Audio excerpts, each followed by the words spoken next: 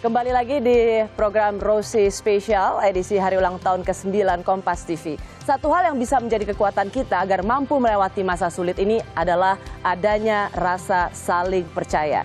Bagaimana bentuk nyata rasa saling percaya itu di dalam kehidupan kita? Iya. Betul. Ya.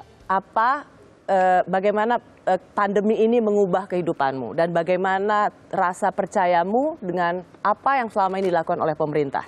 Ya, kalau aku sih secara kehidupan memang di pandemi selama ini akhirnya harus menerima apa yang sedang kita lakukan dan kita rasakan saat ini gitu. Mau nggak mau harus survive juga kan terus gitu kan. Karena ukurannya juga bukan harus sukses, ya, tapi yang penting survive. Survive itu dia. Jadi nggak perlu harus dapetin yang lebih kayak dulu lagi. Ya udah kita sekarang dapetin apa yang kita dapat sekarang ini kita upayakan sebaik mungkin tuh. Dan aku rasa sih pemerintah saat ini sudah sangat bisa dipercaya kalau aku pribadi karena banyak sekali kemudahan-kemudahan yang bisa kita dapetin khususnya untuk relaksasi kredit. Nah, akhirnya saya juga dapat, Bu. Oh, bisa? Iya, dapat. Jadi kredit kita ditunda nih. Alhamdulillah. Kredit apa kamu? Rumah. Oh, wow. Ya, betul. Betul, makasih ya, Bu. Relaksasi itu, aduh, mungkin aku lega loh. Itu segala macam. Ya. Kredit motor, kredit ya, rumah, betul. Kredit yang di bawah 10 miliar semuanya di restructuring, ditunda. Dan mestinya dapat subsidi bunga tuh, Indra. Ya, oke. Betul, Bu. Tadi ada satu, Bu Retno, para dubes kita bisa nggak? Sebenarnya ini juga dulu waktu itu Pak Presiden Jokowi mendorong para dubes kita ini juga menjadi duta salesperson untuk Indonesia. Udah, Mbak Rosi. Jadi para duta besar kita sudah bergerak. Saya hanya kasih beberapa contoh tadi. Sebenarnya pengen bicara pada saat Mbak Niluh bicara. Misalnya begini, ada tadi Bu Menteri Keuangan mengatakan di awal kita memang perketat ekspor, tetapi kemudian dalam perjalanannya kita sudah bisa merelaksasi ekspor kita misalnya untuk masker. Jadi ada satu negara yang dia ingin membantu negara lain, plus ingin menggunakan masker itu untuk kebutuhan dalam negerinya. Maka dia pesan masker tersebut dari Indonesia.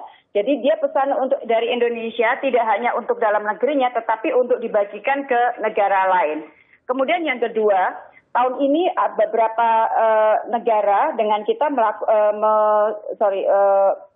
merayakan ulang tahun hubungan diplomatik.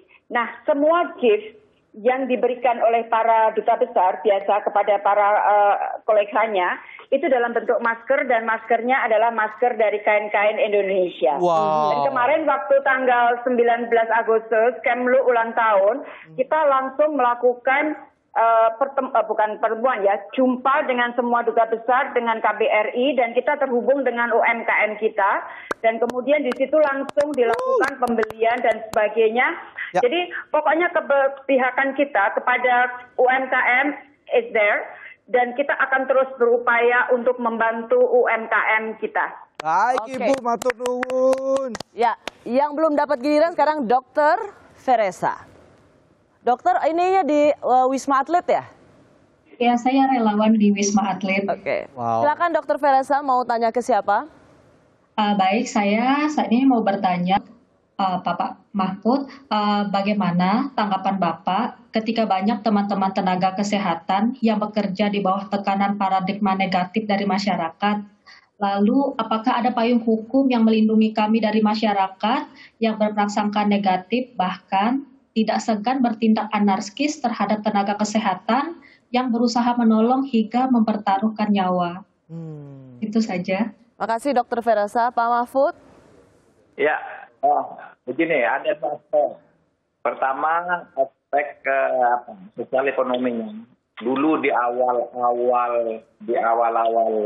COVID ini merebak di Indonesia, itu sekitar di minggu pertama kita langsung memberikan keputusan untuk memberi santunan atau insentif kepada tenaga kesehatan. Ya.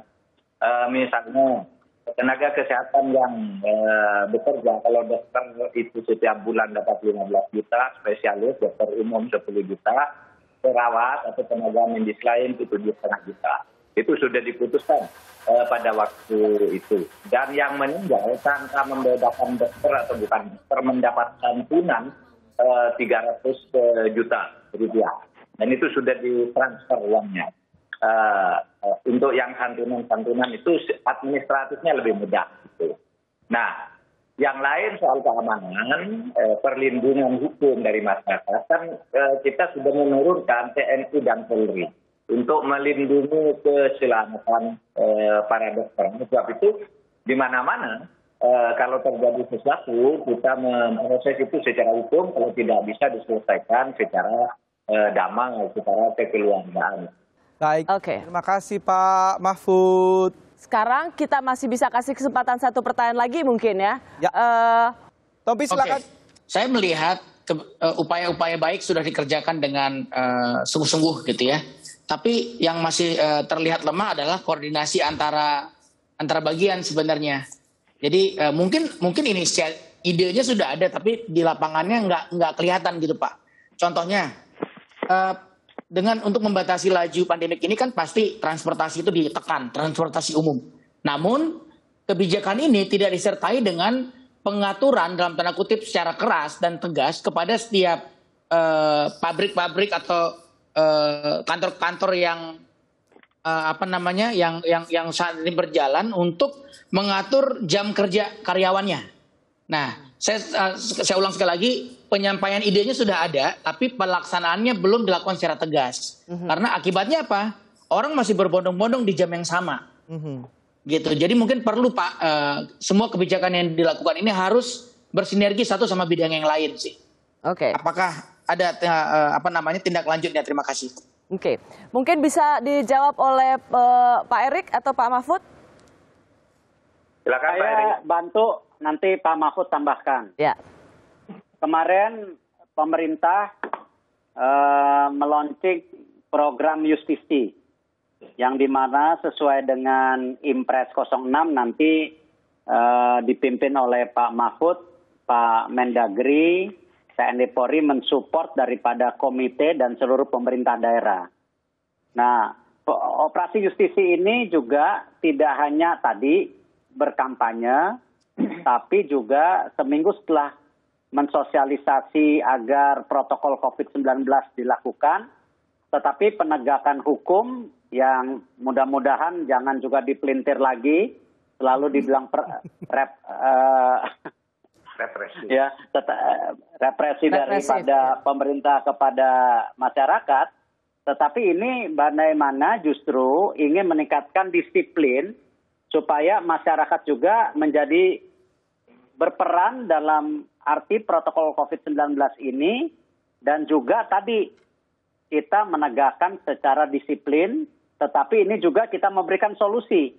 Salah satunya bagaimana tempat-tempat isolasi diberikan kepada OTG yang memang memerlukan pada saat ini, baik tadi yang disampaikan oleh Ibu Menkyu ataupun Pak Menko, bagaimana kita provide daripada hotel-hotel yang bisa menjadi partner kita, dan juga Wisma Atlet itu terus dikembangkan. Sekarang di Tower 45 juga sudah ditambahkan, dan insya Allah Senin ini Tower 4 akan dibuka. Nah, hal-hal ini yang tidak lain tadi bagaimana kita coba mensinkronasikan, Dok. Mungkin Pak Mahfud silakan tambahan, Pak. Sebagai penanggung jawab di bidang disiplin dan penegakan hukum, saya mengatakan satu, penegakan hukum itu akan bekerja baik jika 3 hal terpenuhi. Itu teorinya Friedman. Satu, aturannya sudah ada. Kita sudah membuat aturan-aturan itu detail, mulai dari Perpres, Impres sampai Permen. Kemudian aparatnya kita siapkan. Aparat kita sudah lakukan koordinasi dengan baik.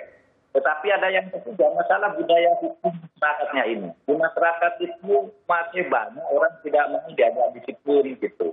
Nah, kalau kita bertindak agak sedikit lalu dianggap represi. Baik, terima kasih Pak Mahfud. Tadi kita sempat bicara ya di ruang rias ya, bahwa kamu sendiri lihat masih banyak orang nggak percaya sama virus corona ya, jadi gitu. Abai. Betul. Kamu lihat sendiri itu Saya lihat sendiri, dan bahkan itu viral juga bahwa sampai orangnya ini, bahkan PNS ya katanya, itu mendekati si yang pasiennya gitu, pengen membuktikan ini saya bakal kena apa enggak gitu. Itu kan suatu hal yang sangat tidak boleh diikuti gitu. Ya.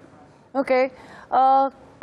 kami masih punya satu bagian lagi di bagian akhir di mana para menteri akan kami minta untuk memberikan closing statement-nya. Tetaplah bersama Rosi, episode spesial ulang tahun ke-9 Kompas TV.